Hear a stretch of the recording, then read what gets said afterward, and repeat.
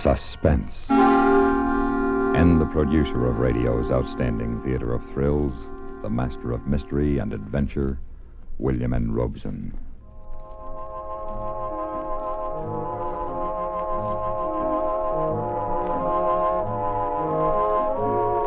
Recognize that melody? Of course you do. How many countless happy dancing evenings have come to a close with Goodnight, Sweetheart? But for $64,000, do you know who wrote it? And what, you might well ask, has all this to do with suspense? Well, it's a tuneful way to introduce the star of the upcoming story, Ray Noble. That's right, Ray Noble, who wrote Goodnight, Sweetheart. For years, along with everybody else, we have thought Ray Noble was a very funny fellow as he bandied his egg-headed wit against the wooden-headed quips of Charlie McCarthy and Mortimer Snerd on the Edgar Bergen show. So when Mr. Noble came back from London for a short holiday in Hollywood, we wrote a play for him and persuaded him to essay his first dramatic role. Listen then, as Ray Noble stars in The Star of Thessaly, which begins in exactly 1 minute. What is one of the most honored symbols of dedication to freedom? It is the Navy Distinguished Service Medal, a gold-bronze medallion depicting the American eagle encircled by a blue enameled band containing the words, United States of America, Navy. It is surmounted by a white enameled star with a gold anchor in its center and is attached to a blue ribbon with a narrow gold stripe in the middle. On the medallion's reverse side is a trident and the legend, For Distinguished Service. The Navy Distinguished Service Medal ranks as the third highest decoration the Navy can bestow. It is a prize worthy of the supreme achievement needed to earn it, a symbol of selfless service during the height of a crucial emergency. Down through the years, United States military decorations have proved to be an inspiration for greater accomplishment in all branches of service. Our Navy's Distinguished Service Medal, and the men who have earned it, carry on this great tradition to inspire sailors of the present and the future. And now, Mr. Ray Noble starring in The Star of Thessaly, a tale well calculated to keep you in suspense.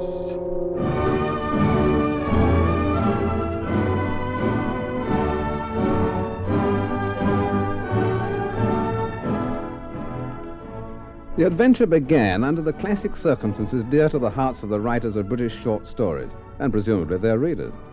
That is to say, it was a foggy November night in London, and a group of us were gathered before the crackling fire in St. Botolph's Club in the West End. There were, as I remember, Sir Eustace Twining, Christopher Wrexham, Colonel Thorndyke, just home from India, and one other. Now, who could that have been? Oh, yes, it was I, Captain Anthony Chumley Smythe, OBE, DSC, recently retired and presently unemployed. Dreary weather. Beastly. Monstrous. Absolutely monstrous. Oh, it's not quite that bad, Sir Eustace. The vulgarity of it. The sheer downright vulgarity. Who? This bounder here in the Times. What bounder? This bounder. Just listen to this personal notice on the front page. For hire. Retired Captain Queen's Hussars. Oxonian. Superior intelligence. Superb family connections. Will go anywhere and do anything for a price. Reply box 322, etc. Gentlemen, what is England coming to? Sounds like a rather enterprising chap. Enterprising. He's a traitor to his class, sir. Offering his services like an ordinary domestic. Oh, it pays to advertise, Sir Eustace. Really, Chumley, is there nothing sacred? To parade one's college, one's family, to flaunt one's military service? Here, here. Oh, I don't know. As a matter of fact, I'd like to have a talk with this chap. Oh, really? Yes. My company has a most delicate situation on its hands, the kind of thing we can't entrust to the ordinary detective type. It requires tact, diplomacy, and all that. Do go on, old boy. Well, it involves the Star of Thessaly. And what might that be? Oh, a diamond which our company has insured for £250,000. I say. Well, it's worth much more, of course, though you'd never know it. It looks like a big pebble that one might find on the beach at Brighton. Uncut, you know. Oh, why? Well, the owner, Socrates Melas, is not only one of the wealthiest men in Greece, but he's also one of the most eccentric. He carries the Star of Thessaly on his person as a pocket piece. Of course, we run no great risk on the diamond, so long as Mr. Melas remains in bed. In bed? Oh, yes, he's an invalid. and his villa in Athens is quite competently protected by the local police. However, it has become necessary for him to travel to Paris for an operation, and the old boy insists on carrying the diamond with him. I need somebody just like your advertising friend, so you assist? No friend of mine, sir. Somebody suave enough to try to dissuade Mr. Melas from taking the diamond with him on the trip, and failing that, someone resourceful enough to go along on the trip and see that it isn't stolen. That's quite an assignment. Yes, but remunerative. What box number did that chap mention in the Times, Sir Eustace? Oh, box 322.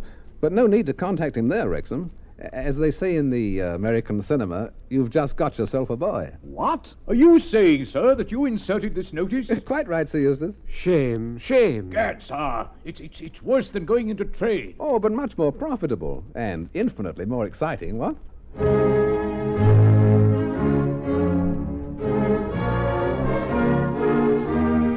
36 hours later, I presented myself at Socrates Melas' villa on Mount Lycabettus overlooking Athens. A mustachioed guard in a white pleated ballet skirt showed me into the old man's room. It was like a museum with a bed. Around the walls were ancient figurines of marble and terracotta and whatnot, and in the bed was a mummy, dried and wrinkled and yellow. Since it moved and spoke, I assumed it must be Socrates Melas himself, and so it was. I know why you have come here, and I wish you would go away. I will, sir, as soon as you've agreed to place the Star of Thessaly in a safe deposit box. The star is my talisman. I am never without it. Look, Mr. Melas, it's not only unwise, it's actually dangerous to go traveling around Europe with 250,000 quid in your pocket. Oh, nonsense. Nonsense, I say.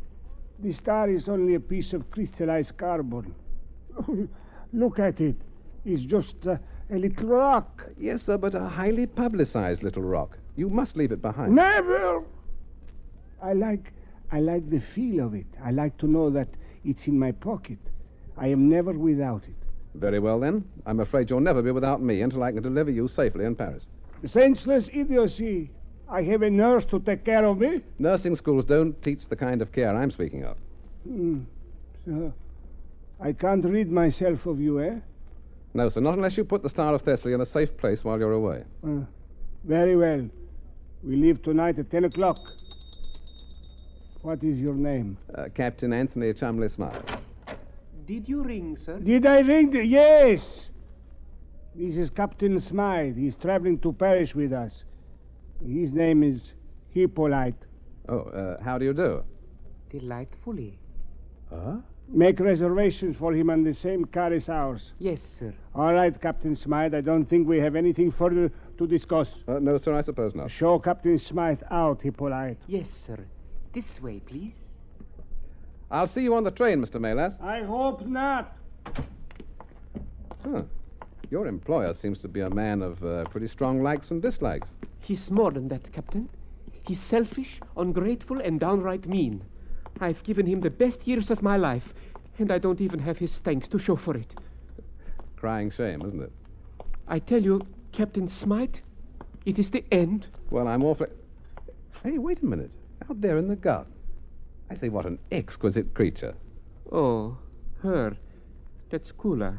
Is she his nurse? Good heavens, no. Kula's his granddaughter. I am his nurse.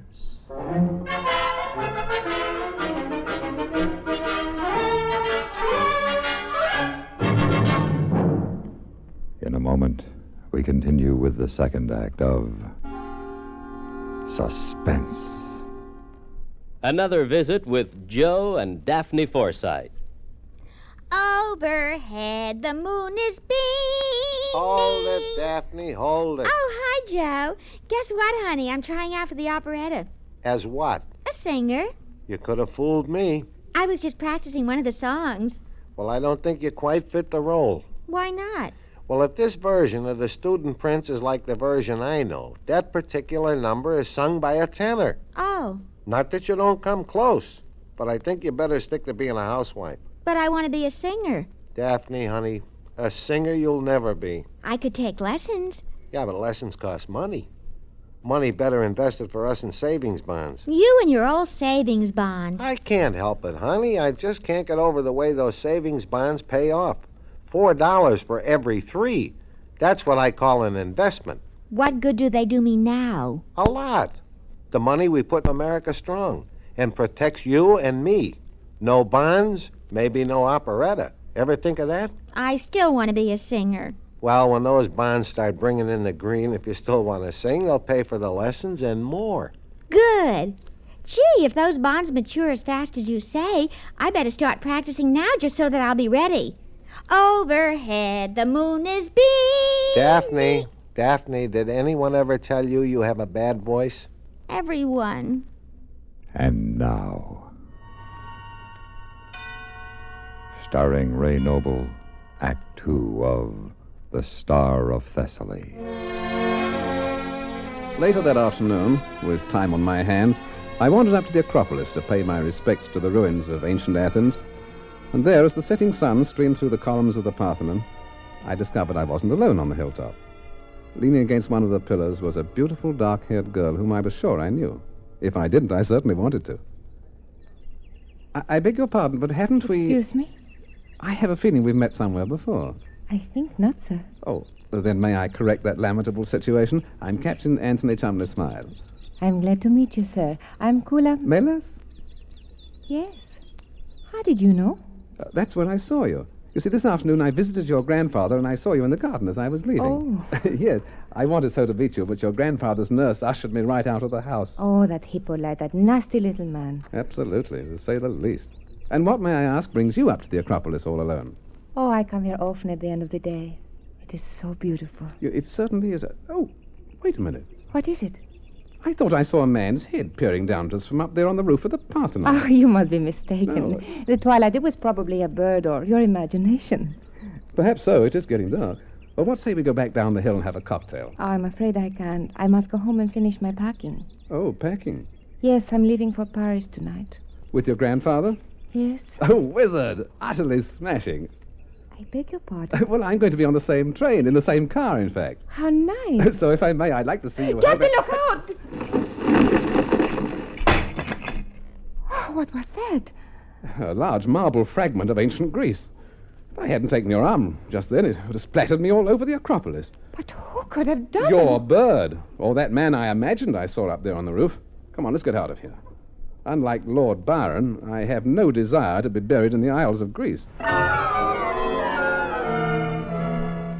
At 9:45 that night, a curious procession entered the train shed of the Athens railway station. It was headed by Socrates Melas in a wheelchair, pushed by a perspiring Hippolyte. After them, the lovely Kula, and bringing up the rear, yours truly, carrying his own bags. The old man ignored me, the male nurse virtually snubbed me, but this didn't concern me too much as soon as I'd caught up with Kula. Good evening. Oh, Captain, I thought perhaps you had changed your mind. Oh, about taking this train? Dear goddess, once I learned you were to be a fellow passenger, Hercules himself couldn't have decided... She yanked me to one side as a huge porter, pushing a heavy cart of luggage, grazed by me and shoved on through the crowd without a by your leave. Following him was a short, hatless, bull-necked man, evidently the owner of the cart full of luggage. Oh, such a careless fellow. If you hadn't pulled me aside, he'd have broken my legs with that truck. That would have been a regrettable accident. I don't think it would have been an accident. Ah, here we are, the Paris car. You know, that's curious. What? Do you see that man tipping the porter? Oh, my hit-and-run porter, yeah. I think I have seen him someplace before, just today. Seeing that one twice in one day is once too many. Now I remember. He was up on the Acropolis earlier this afternoon before you arrived. Oh, he was. And I dare say he was still there after we left. What do you mean? I'll tell you when I'm certain. En voiture! En voiture! There was a pattern here, and it was beginning to emerge. The bull-necked man with the hit-and-run porter had also been on the Acropolis shortly before that chunk of Greece's glory had scored a near miss on my skull. And now he was traveling in the same car with me. It was all very well to be Socrates Melas' bodyguard, but at that moment I would have liked very much to have a bodyguard for myself. But things looked better in the morning, as our through car joined the Orient Express at Salonika. The bull-necked man hadn't emerged from his compartment, and what disturbed me more, neither had Kula, so I breakfasted alone. And then as the train sped west towards Italy and the Alps, I went forward to pay my respects to the boss. Yes? Oh, Captain Smythe. How's Mr. Melas today? Quite well. Who is that, Hippolyte? Captain Smythe. Send him away. Oh, come now, old chap. I'm not here by choice, you know. How are you feeling? Very well. Why shouldn't I be? Everything all right? Certainly. The Star of Thessaly is right here in my pajama pocket, if that's what you mean. Good. That's what I mean.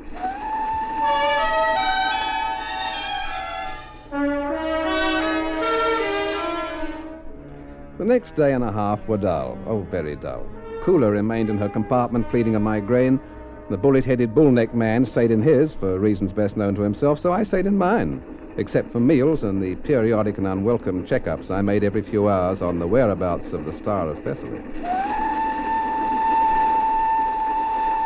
Then, on the afternoon of the second day, while the train was snaking upwards through the Italian Alps, I was idly leafing through some magazines I'd picked up in the Milan station when the train attendant came in. Scusa, signore. What do you want? Well, we come subito to Simplon Tunnel. I'm going to turn on the lights. Oh, the Simplon Tunnel. Yes, si, signor. The longest tunnel in the world. 12 miles all uphill. She start in Italia and she come out in Switzerland. My. Well, thanks for the travelogue. Che, signor? Nothing, just thanks. Oh, prego, signor. A moment later, the Orient Express was swallowed up by the Simplon Tunnel. A moment after that, the door of my compartment slid open again. And there stood my bullet-headed bull-necked neighbor pointing a very efficient German Luger at me. Now, Captain Smythe, you will get down to business. Who are you? It is of no importance. And what is the business we're going to get down to?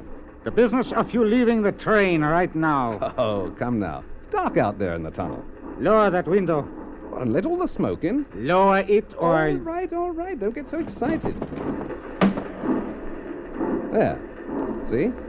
Smoke. Very annoying. Now, out of the window. Raus! Look, before I do, would you mind telling me why? You are in my way. I beg your pardon? Before this train emerges from the tunnel, I intend to have the Star of Thessaly. Oh, I see. You weren't by any chance crawling around the roof of the Parthenon the other night, were you? Of course. And of course you paid the porter to try and run me down in the railway station? Of course, and each time that girl saved you. But nothing can save you now. Out of the window with you. While I had kept him talking, the compartment had been filling with train smoke, and I'd been calculating the lurch of the car. Now I turned towards the window slowly, waiting for the car to lurch once more. I braced myself at the window. The car gave a jerk, throwing Bullneck slightly off balance. I whirled, grabbed his gun arm, thrust my knee into his middle, and rolled over. Unfortunately, the train lurched a little more than I expected, and poor old Bullneck kept going right on through that window. I tore out of my compartment and down the corridor to Melas's room. The light was out. If a light wasn't there, the old man was lying on the bed, breathing shadowily, obviously doped. I felt in his pajama pocket, and I felt around the bedclothes. It was nowhere. It was gone. The Star of Thessaly was gone.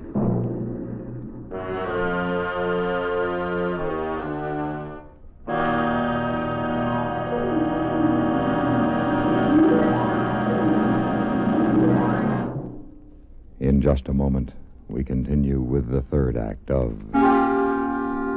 Suspense. Memo on medals. Information about our military awards and decorations. The awarding of American medals had its beginning during the Revolutionary War. Certain military and naval commanders were presented gold medals to commemorate their victories. The first medal in our nation's history was given to General George Washington after he had forced the British to evacuate Boston. That medal is now in the Boston Public Library, where it was placed on exhibit in 1876, 100 years after the historic event it commemorates. Technically, early medals were not decorations in the strictest sense. They honored both the victorious event and the officer in charge. Also, they were not designed to be worn, as later medals were. Therefore, they were presented in a suitable case for safekeeping.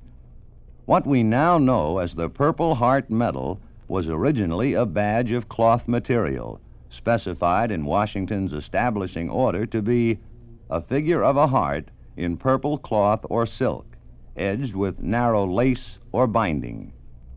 Foreign decorations and medals are worn to the left of all American decorations. They are never worn alone, but must appear with at least one American medal. Few tributes are as meaningful and as cherished as the awards and decorations of our armed forces. And now, starring Ray Noble, Act 3 of The Star of Thessaly.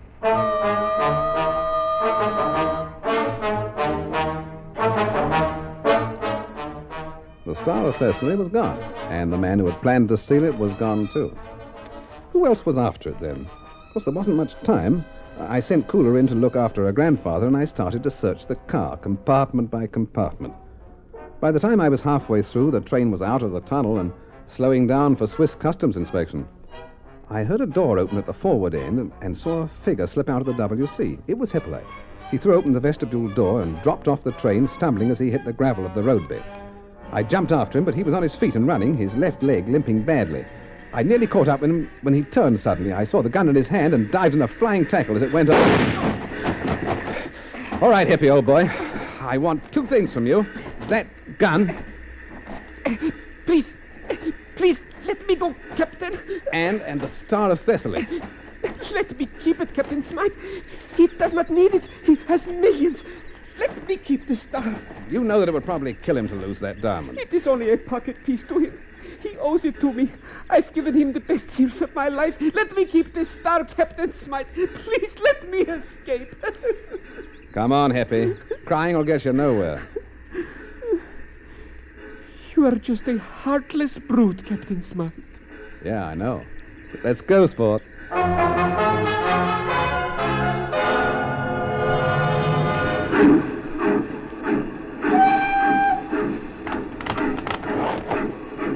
Tony, where have you been? I've been so worried. Is he still asleep? Yes, he hasn't moved. Good. What are you doing? Putting the Star of Thessaly back in his pocket. It was misplaced for a little while. Oh, and Cooler, I'm afraid you'll have to take over as your grandfather's nurse. Why? Where is Hippolyte? Well, he fell in love with the Alps, so he's stopping over for a while in Switzerland.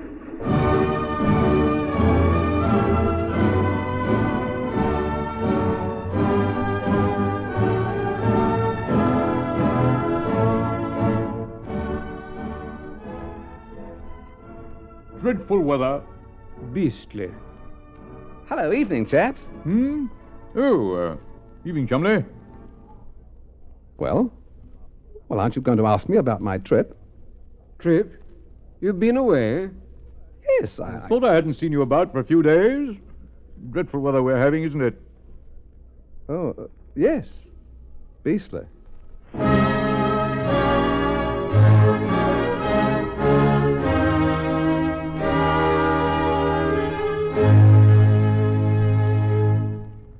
Suspense.